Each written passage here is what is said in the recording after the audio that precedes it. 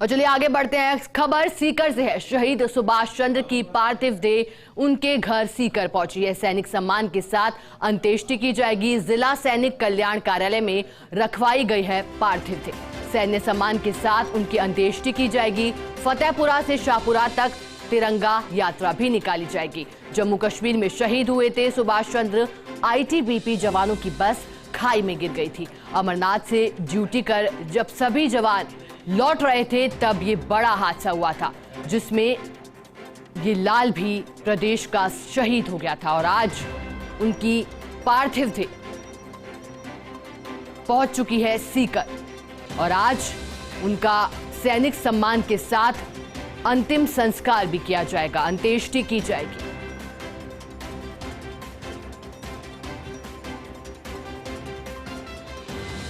और इसी पर ज्यादा जानकारी के साथ हमारे सहयोगी रमेश शर्मा भी हमसे जुड़ गए। रमेश, देखिए, शहीद सुभाष चंद्र की पार्थिव देह सीकर पहुंच चुकी है। क्या जानकारी, कब उनका अंत्येष्टि की जाएगी, कब अंतिम संस्कार किया जाएगा और अभी क्या स्थिति, वहां कितने की तादाद में लोग मौजूद हैं? बताना चाहूँगा कि पार्थिव देह करीब 3:30 से 3:45 बजे यहाँ सैनिक जिला कार्यालय है, जिला सैनिक कल्याण कार्यालय, वहाँ ये पहुँची है और यहाँ से 8 बजे ये पार्थिव देह है वो अपने पैतृक गांव शाहपुरा के लिए रवाना होगी।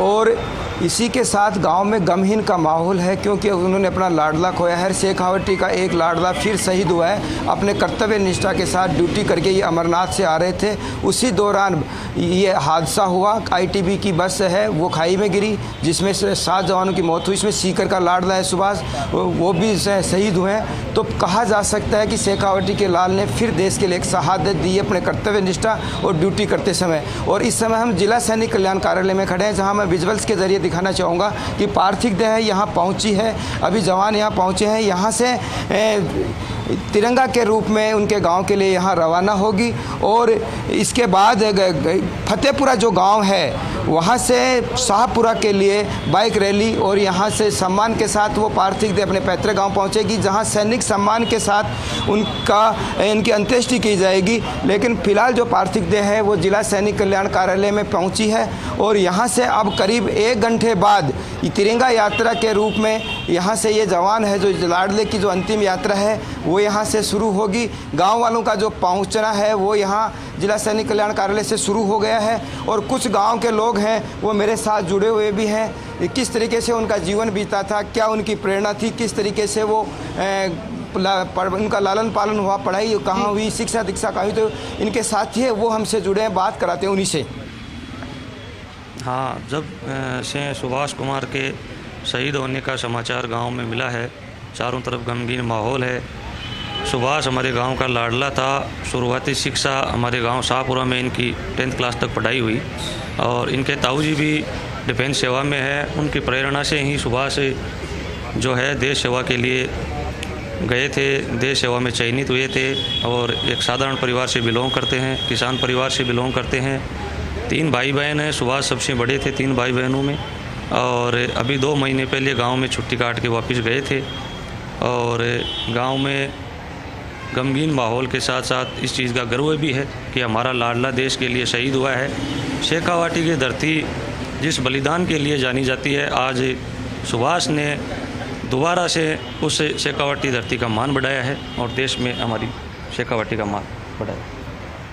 ये थे जो बता रहे थे कि सुभाष ने शेखावटी का मान बढ़ाया, देश का मान बढ़ाया, अपनी ड्यूटी करते हुए वो शहीद हुए हैं। तो कहा जा सकता है कि गांव में गमहीन माहौल है, परिवार को भी इस बात की खबर है और जल्दी ही गांव लौटने की बात वो कह करके गए थे कि जल्दी गांव लौटूंगा। करीब 2.5 महीने पहले वो यहाँ अपनी ड्यूटी के लिए रवाना हुए थे। अमरनाथ में उनकी ड्यूटी लगाई गई थी यात्रियों की सुरक्षा के लिए, लेकिन वो खुद नहीं लौट करके तिरंगा यात्रा में लौट के आए। उनकी आर्थिक स्थिति की अगर बात करें परिवार की, तो आर्थिक स्थिति काफ़ी कमज़ोर है और पूरी की पूरी जिम्मेदारी है वो सुभाष के कंधों पे थी, क्योंकि एक छोटा भाई और एक बहन है वो अभी पढ़ाई कर रहे हैं। पिता है वो खेती और मजदूरी का काम करते हैं, तो कहा जा सकता है कि सुभाष है उसने अपने कर्तव्य निष्ठा के साथ अपने प्राण देश के लिए न्यौछावर किए हैं। और अब धीरे धीरे ये कारवां है जो जिला सैनिक कल्याण कार्यालय से वहाँ पहुँचेगा। और अब जो तैयारियां आप देख सकते हैं कि धीरे धीरे जवान भी यहाँ पहुँचने लगे हैं, ये तैयारियां होगी। पार्थिव जानकारी भी चाहेंगे, देखिए क्योंकि ड्यूटी करते हुए सीकर का लाल शहीद हो गया, ऐसे में फतेहपुरा से शाहपुरा तक तिरंगा यात्रा भी निकाली जाएगी। एक जानकारी भी आपसे चाह रहे थे रमेश की तिरंगा यात्रा में कौन कौन शामिल होने वाला है और उनके परिजनों की ओर से कोई प्रतिक्रिया आई है, क्या हालत वहां पर?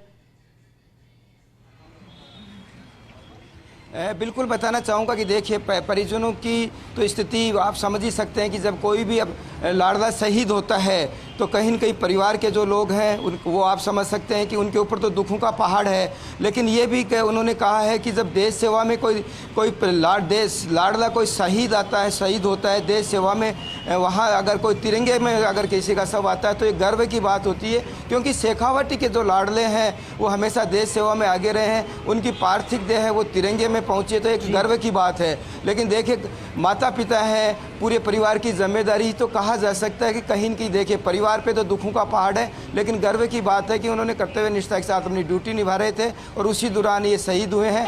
और जहाँ तक बात करें उनके लालन पालन की, शिक्षा दीक्षा की, तो प्राथमिक शिक्षा दीक्षा है वो उनके गाँव में। बहुत बहुत शुक्रिया।